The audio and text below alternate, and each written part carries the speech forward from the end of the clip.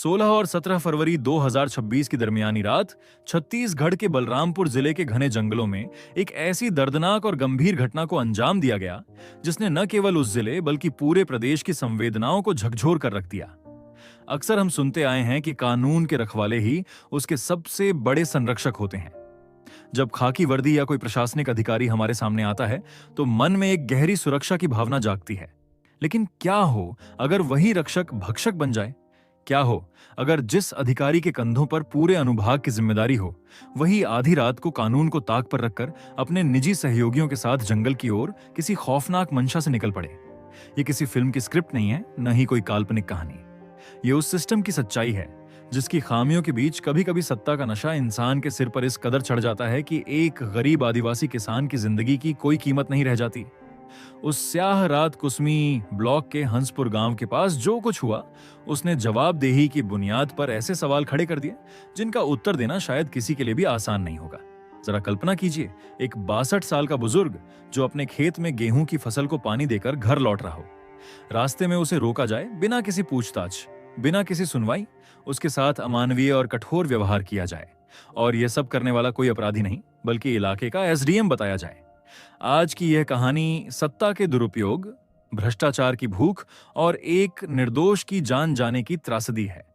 यह बलरामपुर की वादियों में आज भी महसूस किए जा सकने वाले उस दर्द की कहानी है। इसलिए दिल थाम कर बैठिए, क्योंकि जैसे जैसे इस मामले की परतें खुलेंगी आप भी सोचने पर मजबूर हो जाएंगे, क्या हम सचमुच एक सुरक्षित समाज में जी रहे हैं?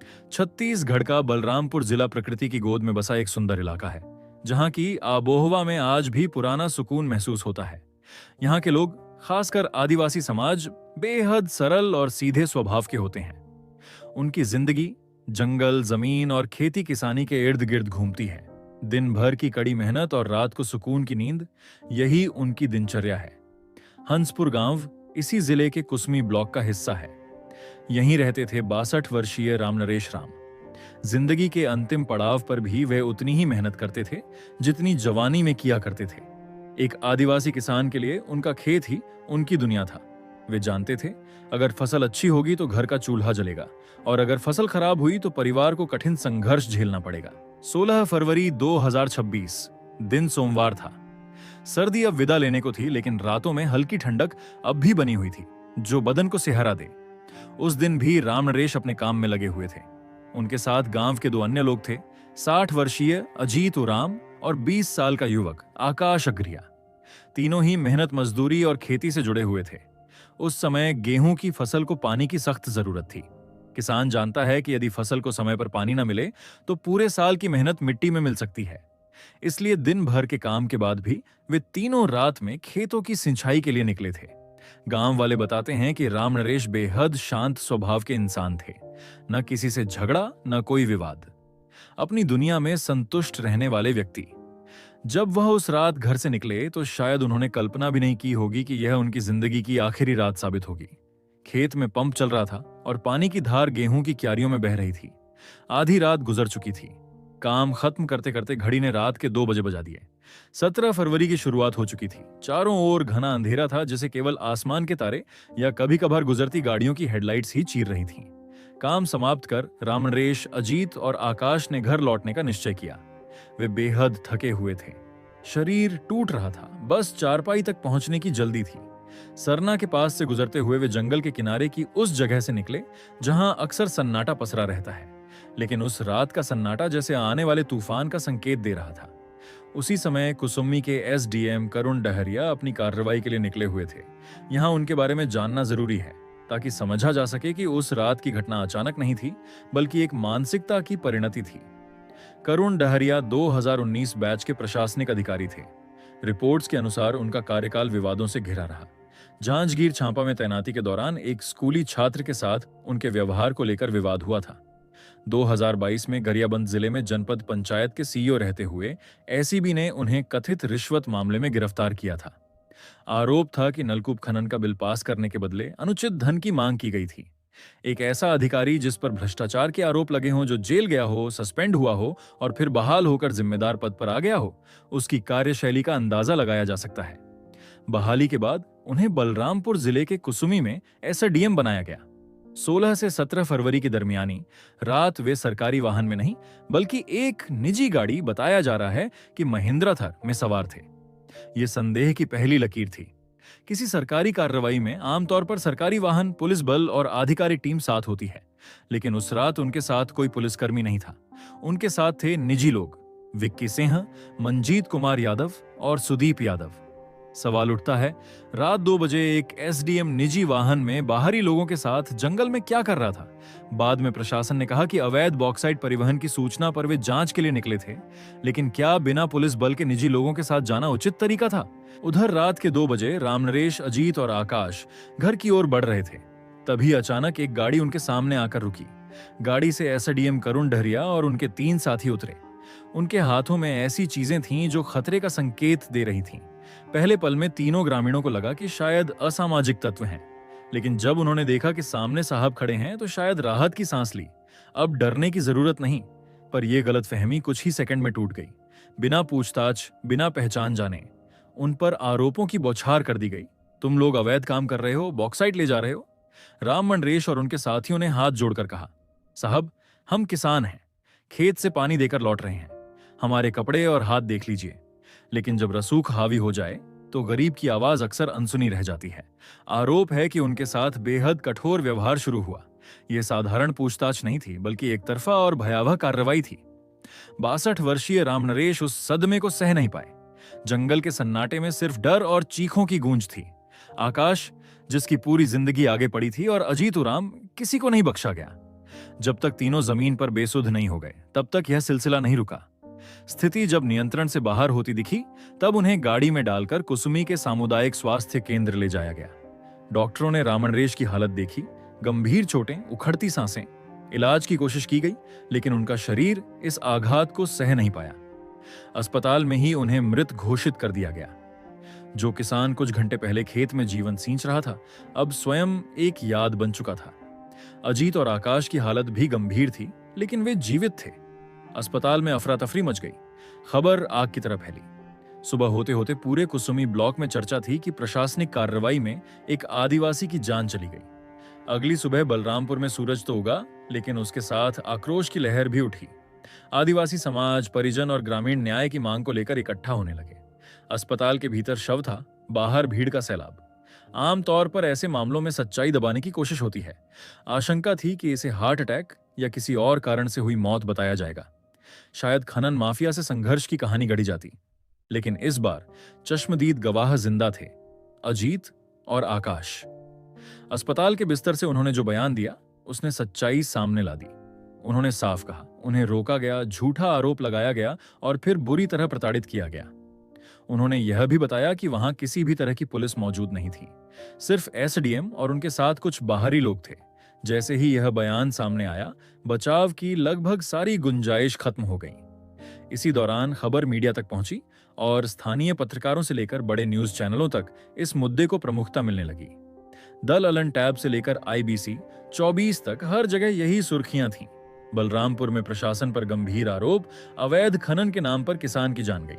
विपक्ष भी इस मामले को लेकर सक्रिय हो गया। विभिन्न राजनीतिक दलों के नेता और कार्यकर्ता मौके पर पहुंचे और चक्का जाम कर दिया। कुसुमी थाना का घेराव किया गया। मांग बिल्कुल साफ थी, एसडीएम और उनके साथियों पर हत्या का मुकदमा दर्ज हो और उन्हें तुरंत गिरफ्तार किया जाए। प्रदर्शनकारियों का गुस्सा चरम पर था। नारेबाजी हो रही थी। मृतक के बेटे ने नम आंखों से मीडिया से कहा, मेरे पिताजी तो बस खेत से लौट रहे थे, उन्होंने साहब का क्या बिगाड़ा था? मुझे इंसाफ चाहिए, दोषियों को सजा मिलनी ही चाहिए। यह आवाज सिर्फ एक बेटे की नहीं थी, बल्कि उस पूरे तंत्र के खिलाफ उठता हुआ सवाल थी जो अक्सर गरीबों की पुकार अनसुनी कर देता है। बढ़ते दबाव के बीच पुलिस प्रशासन को भी सक्रिय होना पड़ा। बलरामपुर के एसपी वैभव बैंकर ने खुद कमान संभाली। अस्पताल पहुंचकर उन्होंने घायलों के बयान दर्ज करवाए। फोरेंसिक टीम को घटनास्थल पर भेजा गया और अंततः वह कदम उठाया गया जो बेहद आवश्यक था। पुलिस ने एसडीएम करुण डहरिया और उनके 3 साथियों विक्की सिंह, मंजीत कुमार यादव और सुदीप यादव के खिलाफ एफआईआर दर्ज की। यह एफआईआर भारतीय न्याय संहिता की गंभीर धाराओं जैसे धारा 103, धारा 115 और धारा 3 के तहत दर्ज की गई। अपने आप में यह बड़ी बात थी कि एक सिटिंग एसडीएम पर इतनी संगीन धाराओं में मुकदमा दर्ज हुआ। लेकिन कहानी यहीं खत्म नहीं होती, इसमें और भी उलझने थीं। जांच के दौरान यह सामने आया कि जब एसडीएम को लगा कि मामला हाथ से निकल सकता है, तो उन्होंने अपने बचाव की कोशिश भी की। सूत्रों के मुताबिक घटना के बाद उन्होंने सामरी के नायब तहसीलदार पारस शर्मा को फोन कर मौके पर बुलाया। संभवतः यह दिखाने की कोशिश थी कि वहां पूरा राजस्व अमला मौजूद था और यह एक आधिकारिक कार्रवाई थी, न कि निजी कृत्य। हालांकि शुरुआती एफआईआर में नायब तहसीलदार का नाम शामिल नहीं था, लेकिन पुलिस ने स्पष्ट किया कि जांच जारी है और भूमिका सामने आने पर अन्य नाम भी जोड़े जा सकते हैं। इस पूरे घटनाक्रम ने कई गंभीर प्रश्न खड़े किए। सबसे अहम सवाल यह कि अवैध खनन रोकने के लिए एक ऐसा डीएम को निजी लोगों की आवश्यकता क्यों पड़ी? क्या उन्हें पुलिस पर भरोसा नहीं था या फिर असली मंशा कुछ और थी? स्थानीय स्तर पर दबी आवाज में यह भी चर्चा है कि इस इलाके में अवैध खनन का बड़ा नेटवर्क सक्रिय हो सकता है। कुछ लोगों का मानना है कि यह कार्रवाई खनन रोकने के लिए नहीं, बल्कि किसी और वजह या वर्चस्व की लड़ाई का परिणाम हो सकती है। यदि नीयत साफ होती तो कार्रवाई कानूनी और व्यवस्थित होती, हिंसक नहीं। गिरफ्तारी के बाद जब एसडीएम करुण डहरिया और उनके साथियों को अदालत में पेश किया गया तो वहां का दृश्य अलग ही था। जो अधिकारी कल तक लोगों से सम्मान पाता था, आज वही पुलिस सुरक्षा में आरोपी के रूप में खड़ा था। उनके चेहरे पर तनाव साफ झलक रहा था। शायद उन्होंने भी नहीं सोचा होगा कि इस बार उनका पद और प्रभाव उन्हें बचा नहीं पाएगा। अदालत ने सभी आरोपियों को जेल भेज दिया, लेकिन क्या जेल जाने से राम नरेश वापस आ सकते हैं? क्या उनके परिवार को वह सहारा फिर मिल सकता है जो उनसे छिन गया? उनके घर में आज मातम पसरा है। पत्नी और बच्चे उस रात को याद कर सिहर उठते हैं जब वह खेत के लिए निकले थे। एक किसान की मौत सिर्फ एक आंकड़ा नहीं होती, उसके साथ एक पूरा परिवार बिखर जाता है। घटना के बाद सरकार ने भी सख्ती दिखाई। मुख्यमंत्री विष्णुदेव साय ने बयान दिया कि दोषियों को बख्शा नहीं जाएगा, चाहे वे कितने ही बड़े अधिकारी क्यों ना हो। मृतक परिवार को मुआवजे का आश्वासन दिया गया, लेकिन क्या कोई मुआवजा उस जीवन की भरपाई कर सकता है? पोस्टमार्टम की प्रारंभिक रिपोर्ट ने जांच को दिशा दी। उसमें बताया गया कि राम नरेश की मौत शरीर के अंदरूनी अंगों को पहुंचे गंभीर नुकसान और गहरे सदमे के कारण हुई। उनके शरीर पर कई जगह चोटों के निशान थे, जो उस रात की कठोरता की गवाही दे रहे थे। हमला इतना गहरा था कि उनका शरीर भीतर से टूट चुका था। पूरी तस्वीर को एक बार फिर देखिए। एक ओर मेहनत की रोटी खाने वाला गरीब आदिवासी किसान, दूसरी ओर सरकार द्वारा जिम्मेदारी, वेतन, वाहन और अधिकार से सुसज्जित एक अधिकारी जिसे सेवा के लिए नियुक्त किया गया था, लेकिन कथित तौर पर वही अधिकारी अपनी शक्ति का दुरुपयोग करता है। यह सिर्फ एक अपराध नहीं, बल्कि विश्वास का टूटना है। यह लोकतंत्र की उस भावना पर आघात है जो कहती है कि कानून सबके लिए समान है। करुण डहरिया का पिछला रिकॉर्ड यह संकेत देता है कि यदि समय रहते दागी और बेलगाम अधिकारियों पर सख्त कार्रवाई न हो तो परिणाम कितने भयावह हो सकते हैं। जब पहले आरोप लगे थे, यदि तभी कड़ी कार्रवाई की जाती तो शायद आज यह दिन न देखना पड़ता। जब रिश्वत मामले में वे पकड़े गए थे, यदि उसी समय सेवा से हटा दिया जाता तो संभव है कि राम नरेश आज जीवित होते। लेकिन हमारा सिस्टम कई बार ऐसे अधिकारियों को दूसरा मौका देता है और हर बार इसकी कीमत आम जनता चुकाती है। इस मामले में पुलिस की सराहना करनी होगी कि उन्होंने दबाव के बावजूद त्वरित कार्रवाई की और अपने ही प्रशासन के वरिष्ठ अधिकारी को गिरफ्तार किया। एसपी वैभव बैंकर और उनकी टीम ने जिस तरह सबूत जुटाए और घायलों के बयान को आधार बनाया, उससे उम्मीद जगी है कि शायद इस बार न्याय होगा। हालांकि लड़ाई अभी खत्म नहीं हुई है। अदालत में मुकदमा चलेगा, बड़े वकील दलीलें देंगे। संभव है गवाहों को प्रभावित करने या सबूतों से छेड़छाड़ की कोशिश हो, क्योंकि आरोपी प्रभावशाली है और उसके पास संसाधन भी हैं।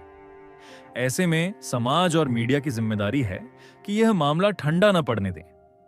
आज बलरामपुर के उस गांव में एक अजीब सी खामोशी है। लोग सहमे हुए हैं। उन्हें लगता है कि अगर इतना बड़ा अधिकारी ऐसा कर सकता है तो वे किसके पास जाएं? लेकिन उनके भीतर एक सुलगता हुआ गुस्सा भी है। क्या राम नरेश को न्याय मिलेगा?